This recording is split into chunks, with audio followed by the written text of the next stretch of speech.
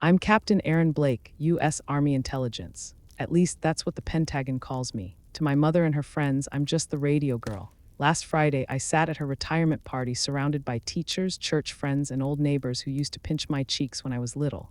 They laughed as my mother smiled and said, "Aaron fixes radios for the Army." I smiled too, pretending it didn't sting, because that's what soldiers do. We stay composed even when something inside us cracks. What none of them knew was that those radios once carried the only voice a trapped unit could hear. 14 soldiers are alive today because of a transmission I made from a bunker that never officially existed. For 7 years, that mission stayed sealed, my name locked behind a wall of classified ink. And now, here I was again, sitting in a school gym that smelled of old wood polish and vanilla cake, listening to people laugh about how small my job was. I thought the night would end with polite applause and forgettable speeches. But then the Department of Defense sent someone unexpected. He didn't come to honor my mother. He came for me. If you've ever been underestimated by the people who should have known you best, I know that feeling. Stay with me and let's see how silence can turn into the loudest truth. Tap like if you've ever had to prove yourself quietly. Subscribe if you believe some voices don't need to shout, they just need to be heard. I grew up in a house where silence meant disapproval. My mother never needed to raise her voice. A single look over her glasses could freeze me mid-sentence. She was the kind of woman who believed everything had to fit neatly inside a rulebook. She taught high school English for 35 years, and to her, the world existed in essays, grammar charts, and predictable outcomes. I loved her, but I never belonged in her lesson plan. When I was 10, she told me that girls with dirt on their knees would never be taken seriously. I remember looking down at the grass stains on my jeans and wondering what that said about me. I liked climbing fences, fixing old radios from the thrift store, and listening to static just to hear the faint hum of something alive out there. To her, that was a waste of time. To me, it was the sound of freedom. Every Sunday, she made me wear a floral dress to church and sit in the front row beside her. She wanted a daughter who smiled easily, answered politely, and stayed close to home.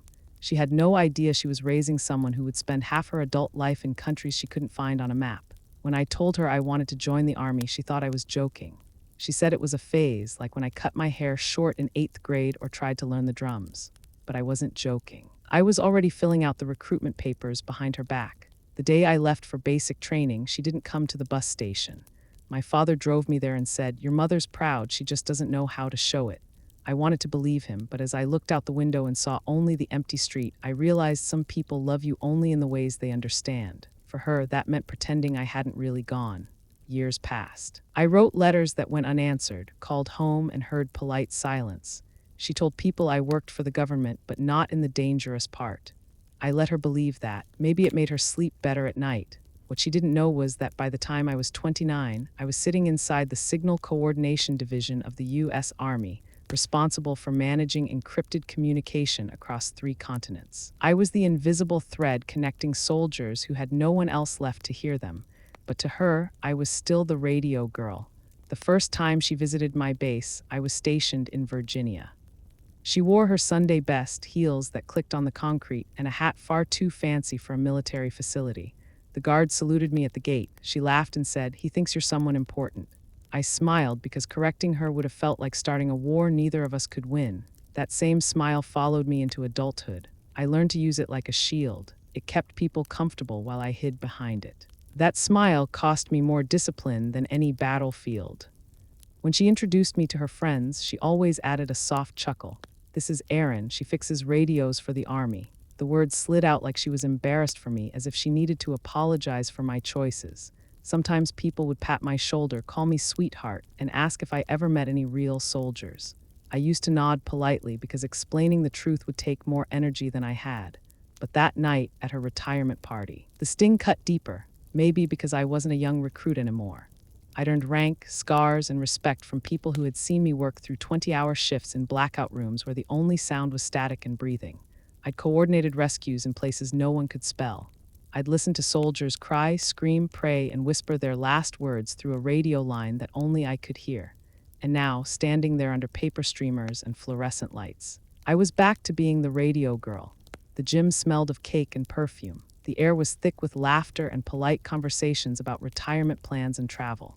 My mother stood on the small stage, radiant in her pastel dress, thanking everyone for coming. She looked proud, and she deserved to. 35 years in education is no small thing. Then she said it, and my daughter Erin is here tonight. She works with communications for the Army, keeping the radios alive out there. A few people clapped. One man joked, so she's the one we call when the Wi-Fi's down. Everyone laughed. I forced a smile, lifted my glass of punch, and nodded as if it were funny. It wasn't. It was predictable. That was worse. As the music started, I found myself standing near a table filled with cupcakes and coffee cups. A woman I vaguely remembered from my childhood walked over. So, are you ever in combat zones or just behind a desk? Her tone carried that familiar blend of curiosity and condescension, the way people ask about your job while already deciding it isn't impressive.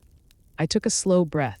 Once, I said. She tilted her head, waiting for more, but I left it there. Once, she laughed awkwardly. Well, good for you. Better safe than sorry, right? Then she walked away. My mother had been watching from across the room. She gave me a polite smile, the kind that asked me not to make a scene. I smiled back. We were fluent in that language, pretending everything was fine while something between us cracked like old glass.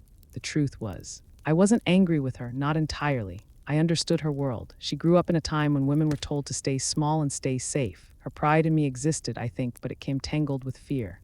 The kind of fear that disguises itself as disapproval. If she admitted she was proud of me, she'd have to face the danger I lived in, and so she chose denial.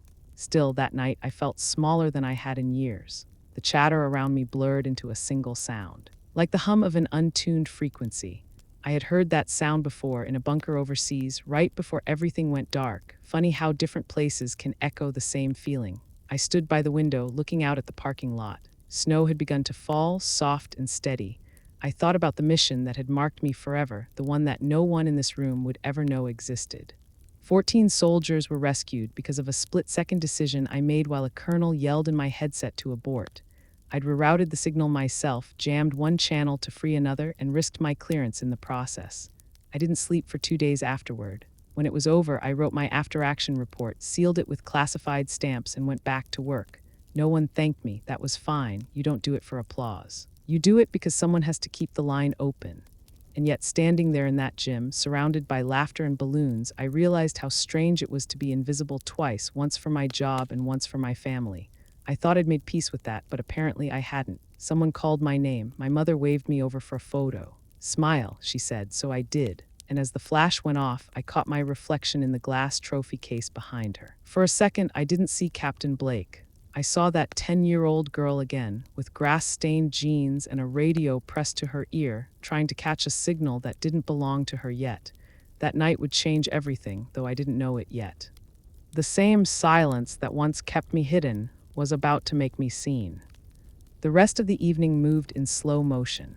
Laughter rippled through the room, and I felt like I was watching a movie where I no longer belonged in the frame. People danced to old pop songs from the 80s.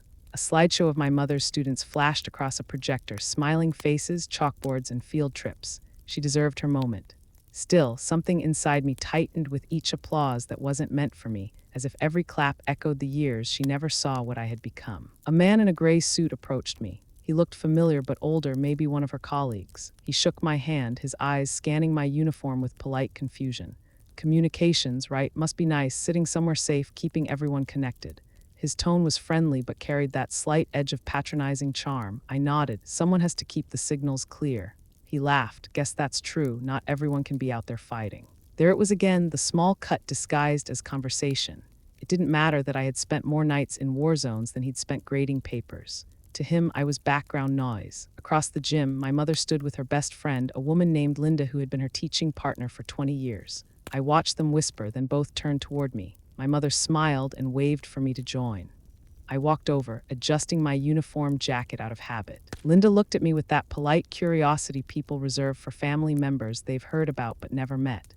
So, Erin, what exactly do you do in the Army? Are you still the one who fixes the antennas? I smiled, something like that. She leaned closer, lowering her voice as if sharing a secret. Your mom used to worry about you so much. She'd tell me you were in one of those secret buildings, working with computers. I told her it sounded safe. I'm glad you never had to see the ugly side of things. My mother nodded quickly, agreeing before I could respond. Yes, she's very lucky. She's never been anywhere dangerous. That sentence hit me harder than I expected. I looked at her and wondered if she truly believed it or if she just needed it to be true. Maybe both. I swallowed the words that burned in my throat. I could have told them about the time I stayed awake 36 hours rerouting signals during an ambush. I could have told them about the soldier who called me ma'am before his voice cut out forever, but I didn't. Instead, I smiled because that's what good soldiers do. We protect others from the weight of what we've seen. Someone clinked a glass near the microphone. The principal of my mother's school announced a toast. Everyone gathered closer. My mother took the stage again, glowing under the warm light. I stepped back to the edge of the crowd, trying to disappear among the bodies and noise. She began her speech with stories from her early teaching days, funny moments about rebellious students and first-year nerves. Then she started talking about family. Teaching is not just about textbooks, she said proudly. It's about raising children, guiding them, helping them find their voice. She paused, looked straight at me, and smiled. My daughter knows what I mean. She helps soldiers communicate, keeps them safe. She may not be on the front lines, but she keeps the lines open, my little radio girl. The crowd applauded again. I felt every pair of eyes turn my way. Someone whistled playfully. My chest tightened. It wasn't the words that hurt, it was the pride she mixed with ignorance, like she had built an image of me so fragile that truth would shatter it. When the applause died, the music started again. People went back to chatting, drinking, dancing. I slipped out a side door into the hallway. The air outside the gym felt cold and real, like breathing after being underwater too long. I walked down the corridor lined with old class photos. My mother's face appeared in several, smiling beside generations of students. She looked proud in every picture. I touched the frame of one photo where she stood with a graduating class. The plaque below read 1998. That was the year I left for boot camp. A memory flashed, the smell of the bus. The hum of the engine, the weight of my backpack, the sound of her voice echoing in my head, "You're throwing your future away." I remember gripping the seat and whispering to myself, maybe I'm finally finding it.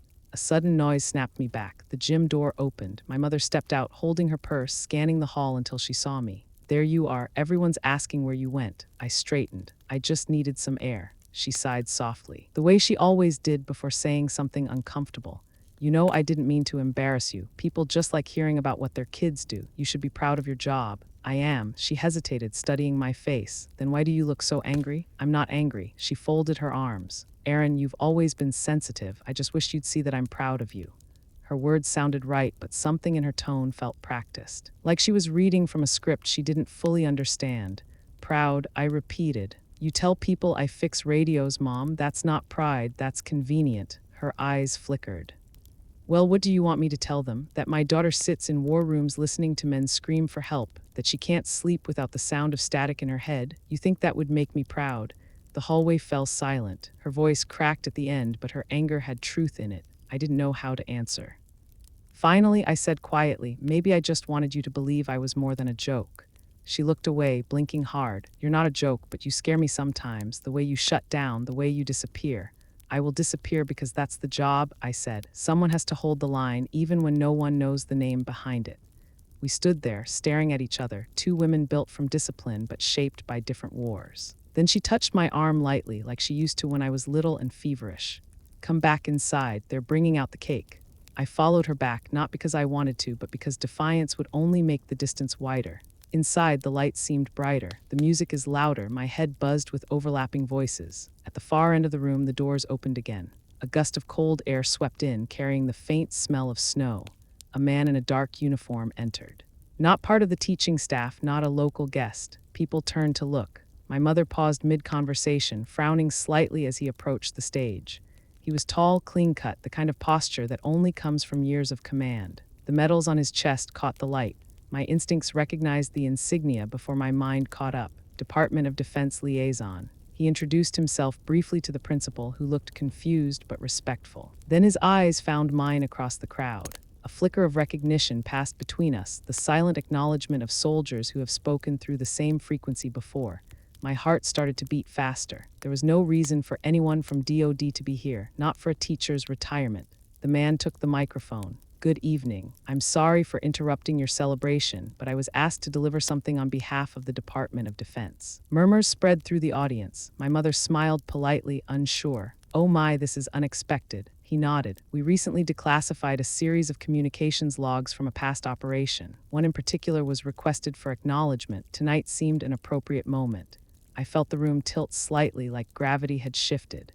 The officer continued. The transmission was recorded 8 years ago during Operation Nightfall, a rescue mission that saved 14 U.S. soldiers in hostile territory. The voice on that tape guided them home when all other channels failed. People leaned in. My mother blinked, curious. "That sounds incredible," she said softly to someone beside her. The officer looked at me again. That voice belonged to Captain Aaron Blake. The crowd fell completely silent. The only sound was the faint hum of the speakers. My mother's mouth opened, then closed. For the first time in my life, she didn't have words. The officer set a small device on the podium. "With your permission," he said, "we'd like to play a portion of that log." I could have stopped him. I could have walked out, but I didn't. My feet stayed rooted as the first crackle of radio static filled the room. A faint voice emerged from the speakers, steady, calm, commanding. My voice. "Echo team, this is command. Adjust frequency. You're almost clear. Do not lose signal. We have you." The sound was grainy but unmistakable. The same voice that had echoed through a bunker halfway across the world now filled a high school gym decorated with paper banners. My mother covered her mouth with her hand around her. Teachers and friends stared at me like they were seeing me for the first time. The officer paused the recording. For years, this file remained classified. The team credited this transmission as the reason they survived. Tonight, the department honors Captain Blake for that service. He saluted. I stood still. My throat felt tight, but not from pride, from release. Years of silence collapsing into a single moment of sound. My mother stepped toward me slowly, as if crossing a field she didn't recognize. Her eyes glistened under the lights. She whispered, "That was you." I nodded once. It always was. The applause from that night still echoed in my mind long after the party ended. For everyone in that room, the revelation had been a moment of shock and pride. For me, it was something different. It was a memory I'd buried so deep I almost forgot how it felt to live through it. The night the world thought I failed. The night that changed everything.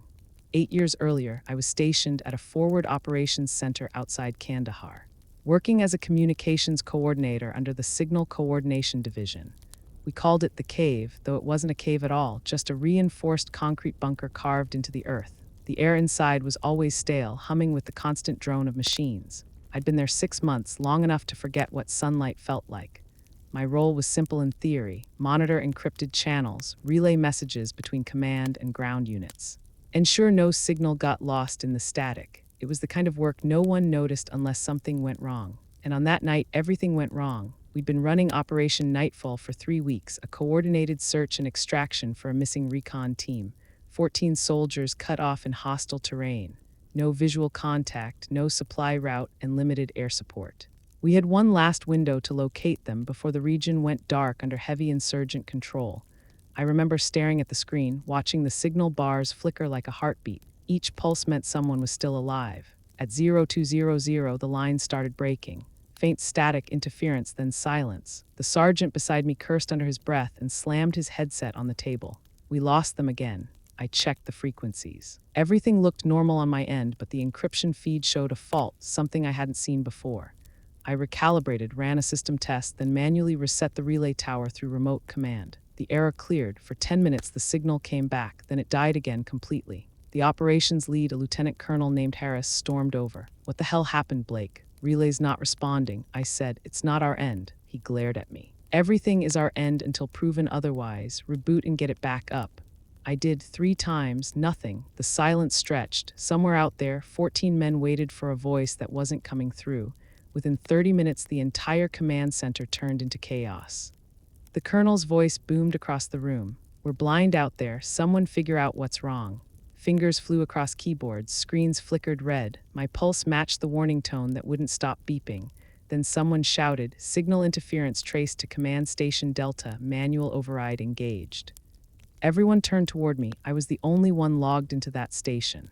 Harris's face hardened. "You did something?" "I didn't touch the override." He leaned closer. "Then why does your station show unauthorized manual input?" "I don't know," I said quickly. "Maybe a ghost ping from the last cycle." He wasn't buying it. "You shut down their lifeline, Blake. If they die out there, that's on you." His words hit like a punch. I tried to explain, to show the data, but the room had already made up its mind. I was the weak link, the radio girl who pressed the wrong button. They removed me from my console and reassigned the channel to another tech. I sat in the back corner, headset off, listening as the static grew louder and louder. No voice came through. The screen flickered once, then went dark. At 0300, they declared communication loss. By morning, the mission was suspended. 14 names went up on the board under status unknown. Harris wrote his report. The official cause, signal failure due to human error. My name filled that blank. When I walked out of the operations room, no one looked at me. No one said a word. In a place where every second mattered, silence was worse than anger. It was the sound of being erased.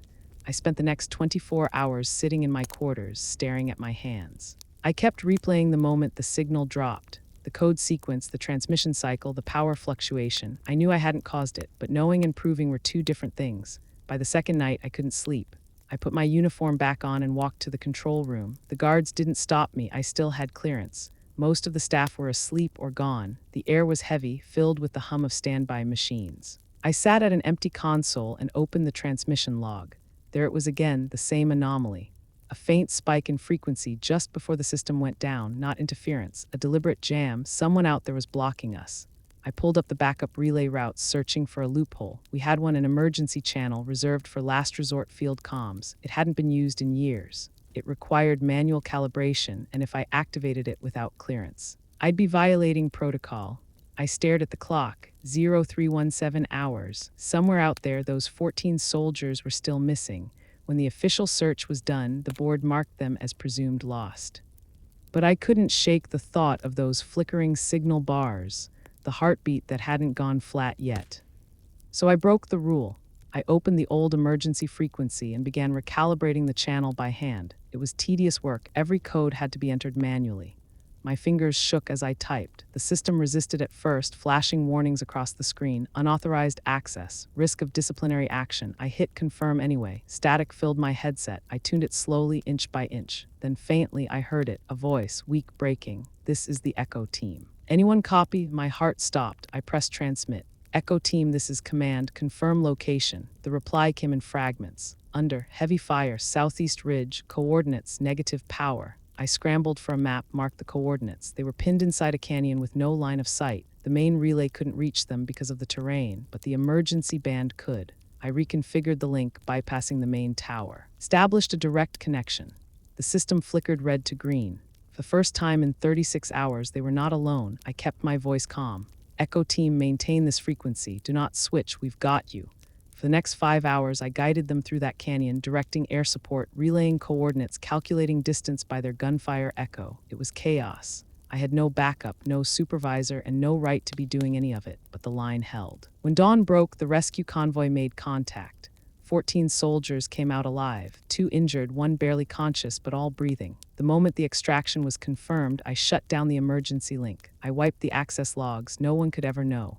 At 0900, Colonel Harris called for a meeting. He said the search team found survivors. He congratulated the division for their collective effort. Then he turned to me. You got lucky this time. Blake, don't make me regret letting you stay. I nodded. I didn't say a word. There was no point. The system had decided what version of truth it wanted. That night, I sat alone in the dark, replaying the faint sound of the soldier's voice in my headset, the one who whispered, we knew someone was still out there. I didn't ask for medals. I didn't even write about it in my journal. I just wanted one person, my mother, to believe I wasn't a failure. But the file went straight into classified archives. My name disappeared from the record, and my silence became permanent, until the night they played it at her retirement party. The days that followed were a blur of reports, debriefings, and silence. The kind of silence that presses on your chest until breathing feels like a confession. The survivors from Echo Team were airlifted to Germany for medical treatment. Command celebrated a successful recovery, though no one really understood how it happened. Officially, the credit went to a reinstated relay connection. Unofficially, it went nowhere. The truth had been erased the moment it saved lives. I was summoned to a disciplinary hearing 2 days later. It was held in a narrow concrete room with a single overhead light that made everyone look guilty. The panel consisted of 3 officers I'd never met before. They wore the same expression I'd seen too many times in uniform, calm, detached, efficient. The kind of men who could ruin your life without ever raising their voices. The senior officer began by reading from the report. Captain Aaron Blake. Signal Coordination Division. You are under review for procedural violation resulting in the unauthorized use of a classified emergency channel. His tone was dry, deliberate. Do you acknowledge this action? I kept my voice steady. I do. He didn't look up. Explain your decision. I believed the signal interference was deliberate. The team was still alive. I made a judgment call. Another officer shifted in his seat. You acted without clearance. You could have compromised the entire network. Yes, sir, I said, but if I had waited for clearance, 14 soldiers would be dead. The room went quiet. One of them finally looked up, his eyes sharp but curious. And you are certain your action directly resulted in their recovery? I am, sir. The extraction team confirmed contact through that frequency. The senior officer sighed. You understand that's not in the record. I know, I said quietly. It wasn't meant to be. He closed the folder and leaned back. You realize what this means. Even if you're telling the truth, we can't verify it. The operation is sealed. The logs are classified under Joint Command Authority. That means this never happened. I nodded, understood. They dismissed me without a verdict. That was worse than punishment. It meant the system didn't care enough to decide. I walked out of the room feeling both invisible and exposed. For weeks, no one spoke to me about it. Harris avoided eye contact in the halls. My colleagues stopped sitting beside me during meals. The air in the operations center changed. I became a ghost who still had to clock in. Every time a relay blinked or a line dropped, I felt the weight of their eyes. But I stayed because leaving would have meant giving them the ending they wanted. 3 months later, Command reassigned me to a logistics hub in Bahrain. It was supposed to be a demotion, but I took it as a reprieve. The air smelled of salt and diesel. The nights were hot and endless. I threw myself into work, building new routing systems, training young officers, anything that kept me from thinking too much. The hum of the machines was still there, softer but familiar, like a heartbeat that wouldn't let me forget. Sometimes I'd catch news from the field, reports of recovered units, successful rescues, safe extractions. Each time I wondered if the men from Echo Team were among them, rebuilding their lives somewhere far away. I never reached out. They didn't know my name. That was the rule. Invisible service, visible result. That's what the job demanded. Still, some nights I heard their voices in the static, a memory more than a sound. Echo Team. This is Command, you're almost clear. It would wake me at odd hours, and I'd sit on the edge of my bunk until it faded. 6 months after the operation, I received a letter marked Internal Review Outcome.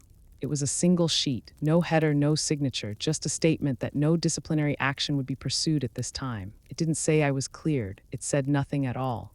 I folded the paper and slipped it into my journal. I remember thinking how strange it was that the greatest thing I'd ever done existed only as silence on a page.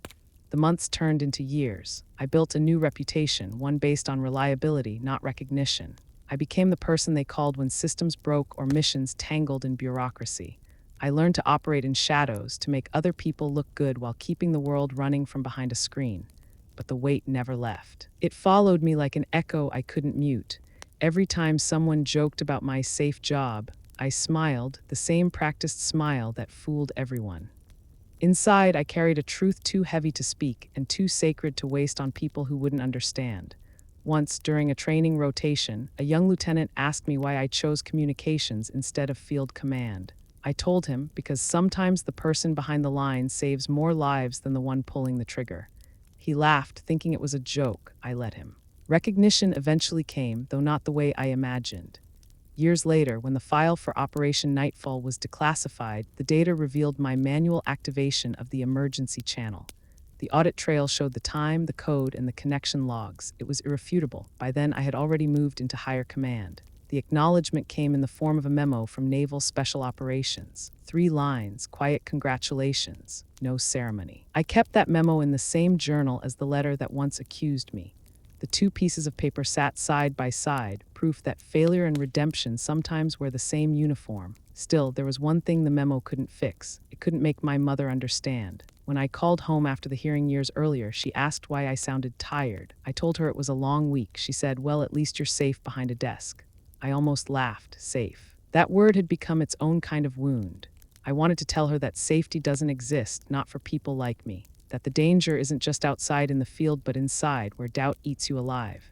I wanted to say that sometimes survival means losing pieces of yourself no one will ever see. But I didn't. I said I was fine, because in her world, fine was good enough. Looking back, I think the hardest part wasn't being blamed. It was learning to live without validation.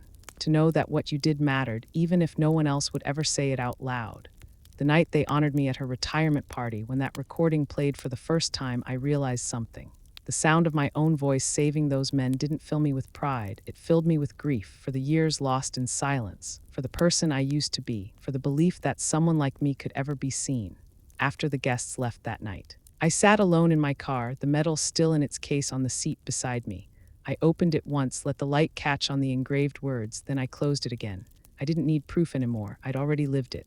In the end, the world would only remember the operation as a success. They wouldn't remember who kept the signal alive, and that was fine, because somewhere out there, 14 men went home. That was enough. The morning after the ceremony, the town was already talking. Small towns always are. By noon, the grocery clerk smiled at me differently. The coffee shop barista handed me my order with an extra touch of respect. Even the local paper ran a story with the headline, "Local Teacher's Daughter Honored by Department of Defense." I didn't need to read it to know how it sounded. The world had found a new version of me, but the truth was quieter than the noise that followed. The medal sat on my kitchen counter, still unopened. The envelope that came with it remained sealed. I didn't know what to do with recognition after spending a lifetime pretending I didn't need it. My mother called that afternoon. Her voice was soft, almost hesitant. "They want to have another dinner," she said. "A thank you event for the staff, the donors, the parents. They want you to come." I could hear something in her tone I hadn't heard in years. Not control, not judgment. Uncertainty. I told her I'd be there. The dinner was held a week later in the same gym where everything had happened. They'd strung up new lights, added floral centerpieces, and replaced the creased banners with fresh ones that said, "Thank you for your service, Mrs. Blake." The words shimmered under soft light. My mother stood near the stage, perfectly composed, greeting her colleagues. Her dress was elegant and calm, but her eyes flickered every time they met mine. People approached me all evening. Some offered kind words, others asked polite questions. I smiled, said thank you, and told them it was all a team effort. They nodded, not understanding, but wanting to believe they did. I'd learned long ago that people don't really want the truth. They want a version that fits comfortably between their conversations. The principal took the stage first, thanking the guests, then inviting my mother to speak. She walked up slowly, carrying herself with the same grace she used to have in the classroom. The audience clapped. I watched her from my seat near the back, half hidden in the crowd. "Thank you all for being here," she began. "Teaching has been my life's work, but the real lessons I've learned came from the people I love, especially my daughter." She paused then, and for the first time her voice trembled. I used to think her silence meant she had nothing to say. Now I understand it meant she was carrying too much to speak. The room was quiet. She looked out toward me, eyes glistening under the lights. "I'm proud of you, Aaron." It was a small sentence, but it hit with the force of years. My throat tightened. I managed a smile, hoping it said what I couldn't say out loud. Just then, movement near the doors caught my attention. A man in uniform entered, carrying a leather folder. He walked straight toward the stage. The audience turned to look. My mother stepped aside as he whispered something to the principal. The microphone crackled softly as he adjusted it. "Good evening," he said, his voice steady and formal. "I'm Colonel Raymond Pierce, Department of Defense Liaison. I apologize for the interruption, but I was asked to deliver something personally tonight." The room fell silent. The only sound was the faint hum of the air conditioner. He looked toward my mother. "Tonight we honor an educator, a woman who's shaped countless lives. But there's another lesson here. Sometimes the greatest teachers never stand in front of a classroom. Sometimes they teach through silence." He turned slightly, scanning the audience until his eyes found me. "And tonight we honor one such person." A low murmur spread across the tables. My mother's hands froze around the podium. Colonel Pierce continued, his tone gentler now. 8 years ago, during Operation Nightfall, a transmission was made from a secure communication post under heavy blackout. That message guided 14 soldiers to safety. For years. The recording was classified until now. He gestured toward the projection screen behind him. The principal dimmed the lights. The sound system clicked. For a moment, there was only static. Then came a voice, steady, calm, focused. My voice. "Echo team, this is command. You are not alone. Adjust frequency, mark the ridge, move northwest 30 meters. Do not lose signal. We've got you." The room froze, the teachers, the parents. The students who had come to celebrate, everyone listened. The tension in the recording was palpable, every word carrying the weight of chaos held together by willpower alone. Then came another fragment, the sound of gunfire in the distance, followed by my voice again.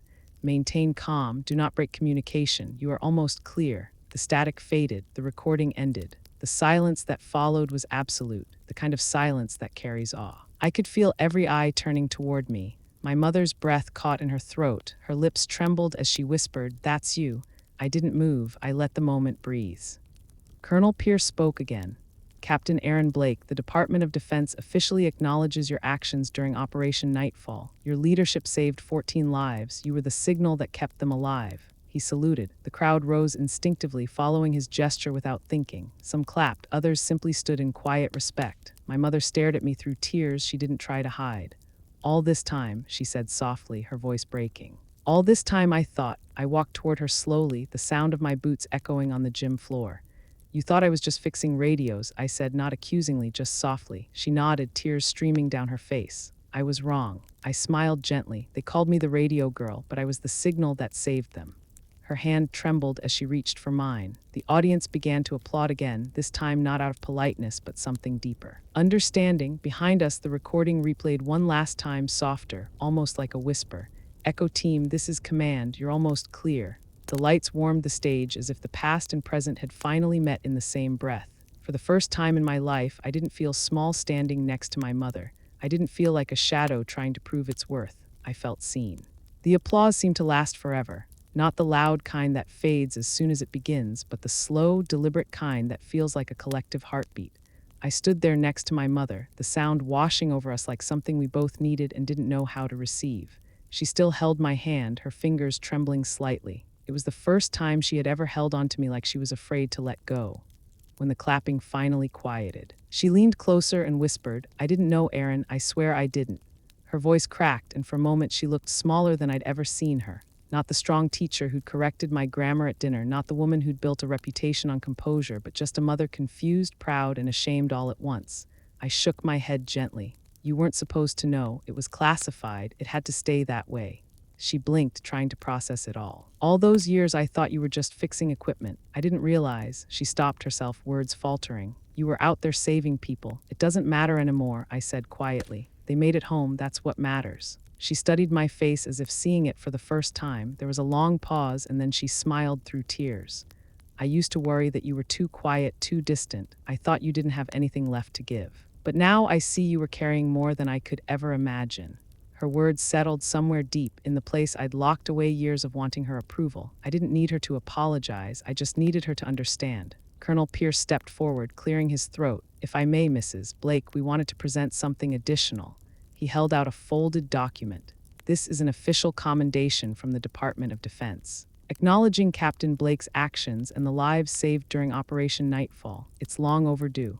My mother accepted the folder with shaking hands. Thank you, she said softly. Her voice was steady again, but her eyes glistened. As the colonel stepped back, she turned to the audience.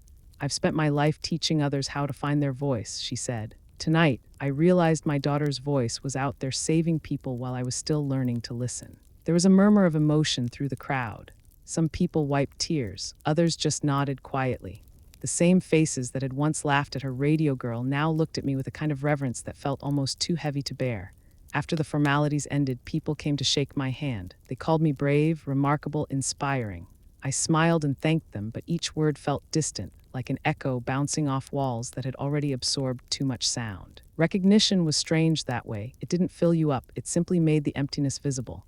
A student from my mother's class approached, a young boy, maybe 15, wearing a pressed shirt and a nervous smile. Ma'am, he said, that was you on the recording, right? Yes, I said. He hesitated. It didn't sound like you were scared. I smiled at that. I was terrified, but sometimes courage is just fear in uniform. He nodded thoughtfully and walked away. I turned and found my mother standing near the edge of the stage, looking at the empty chairs, lost in thought. When I approached, she said softly, I kept wondering why you never told me. I thought you didn't want to share your life with me. I wanted to, I admitted, but the work wasn't mine to share. Some things you do because they're right, not because you'll ever get to talk about them. She nodded slowly, and I made it worse by not asking. I was so focused on the daughter I wanted that I couldn't see the one I had. I didn't know what to say, so I just took her hand again. It was the kind of silence that didn't hurt anymore. Later, when the crowd began to leave, the janitor started taking down the decorations. The gym smelled faintly of wax and flowers. The lights dimmed, leaving soft shadows on the floor. I looked up at the banner one last time. The words, "Thank you for your service," now felt heavier, fuller. My mother stood beside me, quiet for a while. Then she said, I used to think teaching was about making people into who you think they should be. But watching you tonight, I realized it's about letting them become who they already are. I smiled. You taught me that too, even if you didn't mean to. She laughed softly, shaking her head. I guess we both learned something. We walked out together into the cold night. The snow had started again, fine and silent. Like the world was erasing footprints just to start over. The parking lot lights glowed against the white. In my car, she hesitated before saying goodbye. You know, I told Linda I used to wish you'd chosen a safer life. Tonight, I realized safety isn't the same as purpose. I looked at her. I'm glad you see that now. She nodded. I do, and I'm proud of you, Aaron. I always was. I just didn't know how to say it. I smiled, a real one this time. It's okay, Mom, you just did. She hugged me then, an embrace that was firm and trembling at once. The kind that says what words never could. I held on, not because I needed forgiveness, but because it felt like coming home. When I finally drove away, the radio in my car was still set to the same static-filled frequency I used to monitor years ago. I turned the dial, listening as the white noise filled the cabin. Somewhere in that sound, I thought I could still hear faint echoes of the men I once guided through darkness. They had made it home, and now in a quieter way. So had I. Recognition, I realized, wasn't about medals or applause. It was about being seen clearly by others, yes, but mostly by yourself. As the snow fell against the windshield and the signal faded, I smiled and whispered into the silence, "Echo team, this is command, we're clear." The gym was empty now. Only the faint hum of the lights and the smell of melted wax lingered. The snow outside had thickened, dusting the world in quiet white. My mother and I stood near the doorway, neither of us ready to leave. The silence between us was different this time. It wasn't cold or heavy. It was soft, almost peaceful, like the pause after a song ends but still echoes in your chest. She broke the silence first. "You know," she said, looking at the floor. "I spent years telling people you fixed radios. I didn't know you were out there fixing lives." Her voice was steady but full of regret, each word chosen like it might break if spoken too fast. I smiled faintly. "I didn't need you to boast, Mom. I just needed you to believe me once." She looked up then, her eyes wet. "I thought I did believe in you. I just didn't understand what that meant. You were always reaching for something I couldn't see." I was afraid of it. Maybe I'm afraid of how small it made me feel. I stepped closer, the sound of my boots echoing softly on the polished floor. "You weren't small. You taught people how to think, how to see beyond what's in front of them. You just couldn't see me that way yet." She nodded slowly, her face crumpling with a mix of pride and guilt. "I judged you by the limits I set for myself. You lived beyond them. That scared me." Outside, the wind brushed against the windows, carrying faint flakes of snow that clung to the glass. I looked out toward the dark field beyond the schoolyard. "You know what's strange?" I said. "The reason I joined the Signal Corps wasn't just the technology, it was you." She frowned slightly. "Me?" I nodded. "When I was little, you used to read stories over the classroom intercom during lunch. I'd sit in the back of the room just to hear your voice through that old speaker. It crackled and buzzed, but I thought it was magic. I used to imagine there were people miles away listening too. Maybe your voice could reach anyone who needed to hear it." She stared at me, her lips parted. "You remember that?" "Every word," I said. "I think that's why I fell in love with radio. You made the sound feel like a bridge. I wanted to build more of those." Tears rolled down her cheeks quietly. She didn't wipe them away. "I used to wonder if you could hear me when I read those stories. I always hoped you did." "I did," I whispered. And when I was out there, when the line was breaking and I didn't know if anyone was still listening, I thought about that sound, about how it felt to know someone's voice could still find you. For a moment, neither of us spoke. The lights flickered softly above us, casting long golden shadows across the floor. She took a slow breath. "I didn't know my voice meant that much to you." "It did," I said. "It still does." She reached out, her hand trembling as she brushed a strand of hair from my face like she used to when I was little. "And your voice saved people. I can't imagine what that felt like." I thought about it for a second before answering. It felt like being seen by people I'd never met. It felt like being alive for someone else's sake. Her tears fell faster then, her shoulders shaking slightly. "I thought I was the one who taught others to speak, but you taught me what it means to listen." We stood there together in the glow of the old hallway lights. No ceremony, no applause, just two women standing in the same quiet truth for the first time. I could see in her eyes that she finally understood. Not the details, not the ranks or the codes, but the meaning of it all, the purpose behind the silence I carried for so long. The wind outside howled softly, and a snowflake drifted through the small crack in the door, melting on the warm floor. My mother looked at it and smiled faintly. "Funny," she said. "I spent years thinking your silence was distant, but it was my duty. It was love, wasn't it?" "Yes," I said, "and maybe it was both." Her hand tightened around mine. "You know, for years I thought my job was to teach you how to speak properly, how to be understood. But you've spent your whole life teaching the world how to stay connected. I just didn't realize it." I laughed softly, not out of humor but relief. Guess we both had lessons to learn. The air between us grew still again, warm even in the cold. I could hear the faint buzz of the school's old heater, the creak of pipes, the whisper of wind. It felt like the whole building was listening. She looked at me and said quietly, "I'm sorry for all the years I made you feel like your work didn't matter. It wasn't pride, it was envy. You did something I never could. You went beyond the walls I built around myself." I nodded. "You don't have to be sorry. You gave me the voice to do it." Her lips trembled as she whispered, "I told everyone you fixed radios. I never knew you were fixing lives." I smiled gently, my voice barely above a breath, and I never stopped listening to yours. We stood there, mother and daughter, framed by the light from the doorway spilling across the gym floor. No medals, no ranks, just connection. That night, I realized something simple but profound. Sound is not just noise, it's a memory. It's love that travels farther than touch. My mother's voice had once carried across classrooms. Mine had been carried across battlefields. And in the end, both had done the same thing, kept people alive. When we finally stepped outside, the night had gone still. The snow fell in thin sheets, glinting under the yellow glow of the streetlights. The school behind us looked softer than it ever had before, like a memory fading into something gentle. My mother pulled her coat tighter, and I could hear the faint crunch of her shoes on the snow-covered walkway. For a long time, neither of us spoke. We didn't need to. The quiet was full enough. She stopped near the old flagpole where the wind tugged lightly at the rope. The sound of the metal clip tapping against the pole echoed faintly in the cold air. I used to stand here after classes, she said, her breath fogging in front of her. When the students left, I'd stay a little longer. I liked the quiet. It made me feel useful again before I went home. I smiled. You taught a lot of kids here. That's more than useful. She looked down, tracing a shape in the snow with her shoe. Maybe, but I always wondered if they remembered me after they left. I guess that's what I envied most about you. People might never know your name, but they'll always remember what your voice did for them. Her words hung in the air, delicate and true. I took a slow breath. Sometimes I think we all leave pieces of ourselves behind in the people we reach. That's what lasts, not the name, just the echo. She nodded slowly. That's what teaching really is, isn't it? Leaving echoes. We started walking again, following the faint path of footprints leading toward the parking lot. The snow came down thicker now, brushing our faces, clinging to our hair. The world felt wrapped in quiet, like it was giving us space to say everything that had been waiting years to be spoken. After a while, she said, "You know, when you were little, I used to talk to myself while grading papers. You'd sit in the corner and listen like it was a story. You never interrupted, just listened. I guess you always understood voices better than words." I laughed softly. I think that's true. Maybe that's why I never stopped listening. We reached her car and she leaned against it, her eyes reflecting the streetlight above. "I thought I had to make you like me to be close to you, but you were never meant to be like me, were you?" "No," I said quietly. "But I carry you everywhere I go. In every call I took, in every message I sent, there's a piece of you. The part that taught me to care about words, to believe that what we say can save people." She smiled then, a small, tired smile that reached her eyes. "I used to think the world only listened to loud voices. You proved me wrong." I looked up at the sky. The flakes swirled like static in the light. "You taught me what a voice can do, Mom. I just learned to send it farther." For a moment, she didn't answer. Then she reached out and took my hand again. It was cold but firm.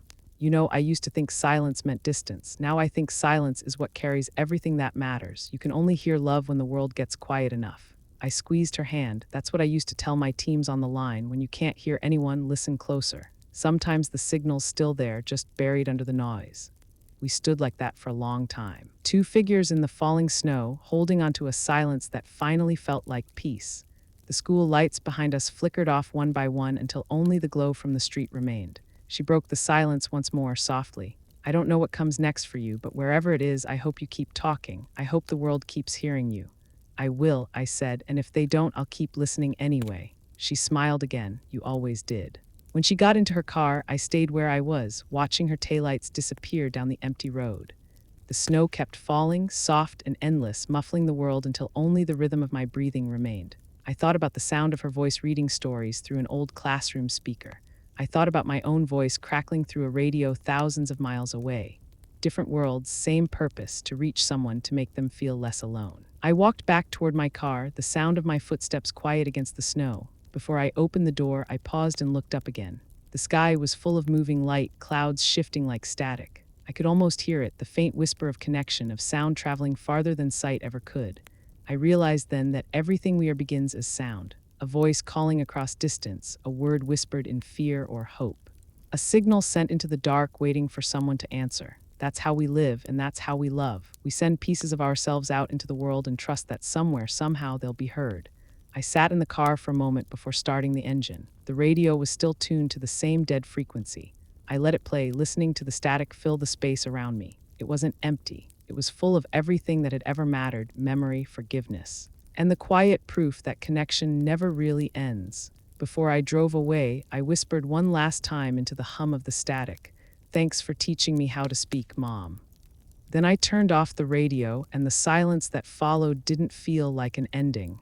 It felt like home. Years passed quietly after that night. The snow melted, the headlines faded, and life settled into something simpler. The world kept moving, but for me, it moved differently. I stayed in the Army for a few more years, long enough to see another generation of recruits step into the same kind of silence I once carried. When my transfer papers arrived, they bore a title I never thought I would earn: Major Aaron Blake, Defense Communication Academy. The academy sat on a hill overlooking a quiet valley, a place built for training minds more than testing endurance. The buildings were pale stone and glass, clean lines against a horizon that always looked half awake. Every morning, the flag rose to the sound of a single trumpet, and the air filled with that crisp, electric sense of order that only military grounds seem to hold. But beneath all that precision, there was a kind of peace, the kind I had chased for years. Teaching wasn't easy at first. The young recruits were restless, eager to prove themselves in ways that only youth understands. They wanted to talk about tactics, encryption, and satellites. I wanted to teach them something quieter: the discipline of listening. In my first class, I told them a simple truth. Technology fails, people panic, but the one thing that never goes down is human connection. You are not just operators, you are lifelines. Some of them nodded. Some just stared. I smiled, remembering my own younger self sitting in a room like this, thinking the world was made of missions and rank. I didn't tell them about Operation Nightfall. That story wasn't in any textbook, and I didn't need it to be. The lesson was already there, buried inside the static. Each week, I watched them grow sharper, steadier. I saw the same spark that once drove me to stay up nights tuning into frequencies that weren't supposed to exist. When they made mistakes, I didn't raise my voice. I taught them to pause, breathe, and listen again. Sometimes I would say, the signal you're looking for is already there. You just need to quiet the noise. Between classes, I would walk along the training field and watch them run drills, their voices blending with the hum of radios and wind. It reminded me of the field outside Kandahar, of the night I found a signal buried in chaos. The memory didn't hurt anymore. It felt like a place I had finally made peace with. One afternoon, after a lecture on frequency management, one of the cadets stayed behind. He was young, barely 20, with that same mix of pride and uncertainty I recognized too well. "Ma'am," he said, hesitating, "do you ever miss the field?" I thought about it for a moment. "Every day," I said, "but missing it doesn't mean I want to go back. It means I remember why it mattered." He nodded, thoughtful. "How do you know if you're ready? For responsibility, I mean." "You never are," I told him. "You just show up anyway." That answer seemed to settle something in him. He saluted, then left the room quietly. I stood there for a while after he was gone, the echo of his boots fading down the hall. Teaching, I realized, was another kind of command. You don't lead with authority, you lead by presence. Later that evening, when the halls emptied, I sat in my office sorting through the day's notes. A letter lay on my desk, forwarded from my hometown. I knew the handwriting before I even opened it. It was from my mother. The paper was thin, her words written carefully, each one deliberate. "Aaron, you spent your life sending signals to save others. I spent mine learning to finally hear you. Every time I listen to your old recordings, I hear more than your voice. I hear strength, patience, and love. I used to think teaching was my legacy, but now I know it's you. Love, Mom." I read it twice, maybe 3 times, the words blurred at the edges. Not because of sadness, but because they carried something I had waited years to feel: understanding. The kind that doesn't erase the past, but gently rewrites it. I placed the letter beside my mother's photo, the one from her classroom with the chalkboard behind her. I imagined her voice through that old speaker again, calm and sure. Maybe she was still teaching me, just in a different way now. That night, I couldn't sleep. I went out to the training field where the lights were dim and the air hummed faintly with distant generators. I closed my eyes and listened. Somewhere in that low static, I thought I could still hear echoes, my voice, her voice, and all the ones we'd reached without ever seeing their faces. It was strange how the sound of silence could carry so much life. The next morning, as the recruits filed into class, I stood by the window for a moment before beginning. Their chatter filled the room, hopeful, restless, alive. I smiled, thinking how time repeats itself in the best ways. "Good morning," I said. "Let's talk about clarity." They quieted immediately, notebooks ready, eyes waiting. I let the moment stretch before I spoke again. A clear signal can save a unit, but a clear heart can save a generation. The room stayed still for a beat, the words landing like small stones on water. Then slowly, heads nodded, pens moved. Something unseen connected us. For the first time in a long time, I didn't feel like I was carrying a story. I felt like I was passing it on. That afternoon, after class was dismissed, I lingered by the window as the cadets filed out. Their laughter drifted down the corridor, bright and unguarded, full of the kind of energy I used to carry. The field outside shimmered in the late sun, radios clicking on and off in rhythmic bursts. The sound felt familiar, organized chaos, living proof that the next generation was already finding its frequency. I thought about all the voices that had shaped mine. My mother's calm tone through that old intercom, the soldiers' strained whispers during long nights in the bunker, the commanding officers barking orders that kept me alive. Every sound had become a thread, and somehow they had all woven into this moment. Later that evening, I sat alone in the classroom, the lights dimmed except for the lamp on my desk. I played an old recording from my archive, one I hadn't heard in years. The faint static filled the room before the voice came through, my younger self during Operation Nightfall. The calm in that voice surprised me now. It wasn't pride I felt, but tenderness. That woman in the recording was someone who still believed she had to earn her worth. I wanted to reach through time and tell her she already had. The door creaked open. Captain Harris, now retired but serving as a guest lecturer, stood in the doorway. He smiled faintly. Still chasing the old ghosts, I turned off the recording, just saying goodbye to them. He nodded. You were always good at keeping the line open. I learned that from you, I said. He chuckled. No, you learned it from somewhere deeper. I only reminded you what you already knew. He hesitated before leaving. You did good, Blake. You kept them alive. Never forget that. When he was gone, I sat in the silence again, outside. The flag fluttered in the evening breeze. The sound was soft but steady, like a heartbeat you could almost measure time by. I thought about my mother's letter, about the way she used the word hear. I realized she had been right. Hearing is more than sound, it's understanding. It's choosing to stay open, even when silence feels safer. In that moment, I finally understood what legacy really meant. It wasn't the medals or the titles. It wasn't even the lives you saved directly. Legacy is the voice that stays after you're gone, the echo of your truth carried forward by the ones who were listening. Before leaving, I walked down the hall to the Academy's small museum, a quiet room lined with photos and plaques from decades of signal officers. Near the back, there was an empty display case waiting for a new exhibit. I reached into my bag, pulled out the small medal from the Pentagon, and placed it inside. Beneath it, I set a folded note in my handwriting. It said they called me the radio girl, but I was the signal that saved them. I stepped back and looked at it under the warm light. The reflection on the glass caught my face for a moment, older now, steadier, at peace. Outside, the last light of day bled into the horizon. The cadets were still on the field, their radios alive with chatter and coded exchanges. The world was full of signals, some clear, some lost, all reaching for connection. And I realized that's what we all are in the end, transmitters of meaning, sending parts of ourselves into the world, hoping someone somewhere hears us. I gathered my coat and walked toward the exit. As I stepped outside, the sky was streaked with gold and fading blue. The wind carried faint echoes of laughter, boots on gravel, the distant hum of antennas catching light. I paused at the top of the steps, breathing it all in. For years, I had chased clarity, the perfect line. The perfect message, the perfect signal. But life, I had learned, isn't about eliminating noise. It's about finding truth within it. I looked out across the field one last time. The young soldiers were finishing their drills, the sound of their voices blending into a harmony that stretched across the open air. I smiled, feeling something deep inside settle. My mother introduced me wrong once, I said quietly, almost to myself.